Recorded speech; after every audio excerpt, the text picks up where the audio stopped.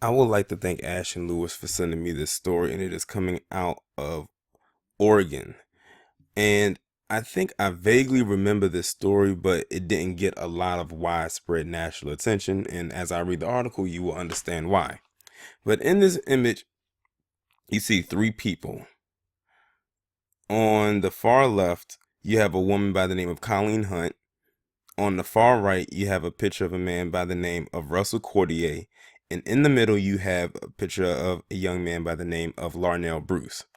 Now, it just came out that Russell Courtier, who they found out was a white supremacist gang member, was found guilty for killing Larnell Bruce. So basically, the story goes that he and Larnell Bruce got into an altercation. Now, this happened back in 2016.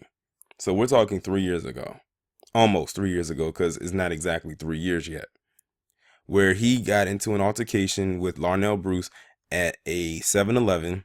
They ended up getting into a physical altercation, and then Russell Courtier got into his car, and then by the encouragement of his girlfriend, this Colleen Hunt chick, ran over Larnell Bruce, in which that ended up killing him. And I think, like I said, I vaguely remember the story now because I remember seeing their images, but like I said, the story got buried severely. So you really never heard much about it again unless it was on a local level. So that was pretty much the summary of the story. Now I'm gonna go ahead and read the article and see what other details come from it. It says a jury in Multnomah, and I'm probably mispronouncing it, County, Oregon, handed down a guilty verdict Tuesday in the case against a white supremacist gang member accused of hitting and killing a 19-year-old black man with his car in August 2016. Russell Courtier, age 40, was found guilty on 3 charges, including murder, intimidation, intimidation. It says it's Oregon's version of a hate crime law, and failure to perform duties of a driver. The Willamette Week reported that jurors voted unanimously on the murder and failure to perform charges, but were split 10-2 on an intimidation charge. Oregon is the only state that doesn't require a unanimous verdict on a felony charge other than murder, the newspaper notes. Courtier was charged with a hate crime after authorities said he drove his girlfriend's red Jeep into 19-year-old Larnell Bruce Jr. on August 10, 2016, killing the young man. The two had gotten into an argument, then fought outside a 7-Eleven convenience store before Bruce was mowed down. It's unclear what sparked the deadly altercation. Courtier's girlfriend, Colleen Hunt, was also charged in the incident after witnesses told police they heard her encouraging her man to hurt Bruce, shouting, "Get him, baby," and run him over. See, that goes back right there to that white woman right there. She's just as deadly as her man.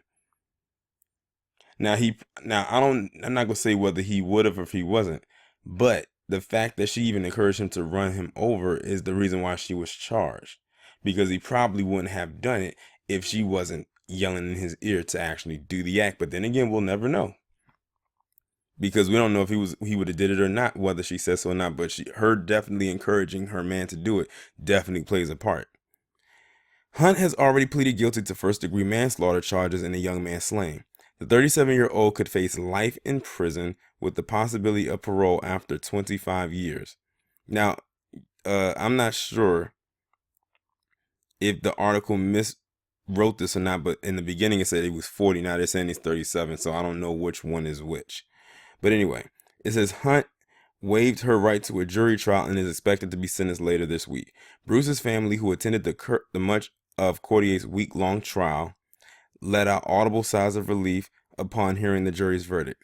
Meanwhile, Courtier seemed upset by the decision and was seen clenching and unclenching his fist as the judge polled the jurors on their verdict. Oh, he thought he was going to walk away from this. That's what it was. He thought his white privilege was going to get him out of this. According to the Oregonian, his conviction marks Oregon's first hate crime murder conviction in 3 years. "I'm so happy," said Bruce's mother, Christina Miles, after Tuesday's decision. Just last week, Courtier's lawyer, Kevin Solly, tried arguing that a head injury his client had sustained during his fight with Bruce, not his racist ideologies, spurred him to run the young man over with his car. Courtier is an ex-con and has been linked to white nationalist prison gang, the European Kings, In court, prosecutors pointed to an EK tattoo on Courtier's forearm linking him to the group. What this case is going to turn on is what was in Mr. Courtier's mind, Solly told the jurors. How calmly and rationally was he able to make decisions and understand everything going on around him in that extremely threatening and traumatic situation?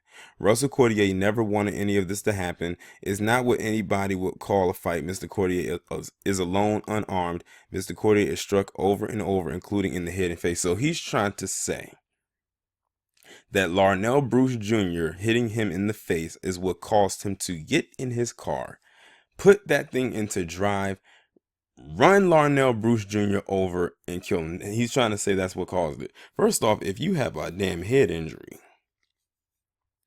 getting behind the wheel of a car should be the last thing that you would want to do. You would want to get medical attention and have someone come to you and transport you to a hospital. You don't get behind the wheel of a car. He didn't have no damn head injury, and if he did, that's what would have came out in the reports if he had to be treated for any injuries. And there's no document saying that he had said injuries. So this lawyer is just making shit up as he goes along. But I understand he's trying to get his client off. But still, like, you could have came up with something better than that. Prosecutors painted a much different picture, however, and described how Courtier and his girlfriend chased Bruce around the parking lot with their vehicle, barely missing him as he zigzagged onto the sidewalk and fled into the street. That's when the ex-con crossed multiple lanes of oncoming traffic in hot pursuit of the team before intentionally striking him with the front of the vehicle. It's unclear when Courtier will be sentenced. Now, that part right there, I actually do believe. Now, does that sound like somebody who has a head injury? If you can do all of that, you ain't injured. You in your right frame of mind. Nice try for his defense lawyer for trying to paint that picture, though, but that picture is kind of shaky. But looks like they got another one. It says 25 years to life. Well, they say he has to serve at least 25 years before he's even eligible for parole. So hopefully he does not get that parole. Hopefully he gets that entire sentence, get that life in prison. But it seems like Oregon is one of the few states that actually gets this right. They said that this is their first one in 3 years for a hate crime law, which is not bad considering some places have never convicted anyone under a hate crime law, or if they have, it's been decades. This one's only been 3 years, so that's not that bad. And I can honestly say that I am pleasantly surprised by him getting sentenced, the sentence that he got. And he didn't get a slap on the wrist, which I love. And you can tell he was pissed because based on the article, he thought he was going to walk from this. They said he could be seen clenching and unclenching his fist. Good. To the family of Larnell Bruce Jr., like they said that they had sighs of relief. And I can understand why. And I think when it comes to cases such as these, a lot of families feel that way when something like this happens, because they probably said in their mind, after so many cases of black people being killed by these races, whether it could be those in law enforcement or in this case not in law enforcement, they can constantly get away with stuff such as this. But speaking of law enforcement, it makes you wonder, if this guy was a cop, would he have gotten this sentence? You never know, because they protect them. That's probably why a lot of white men who are racist go into the police department, so they can act out this way and get away with it, because they know as a regular civilian, they're taking a risk. But that's probably why they had that sigh of relief, because they've seen so many other racist individuals walk from cases like these. But this guy didn't. And he thought that he would, but he didn't.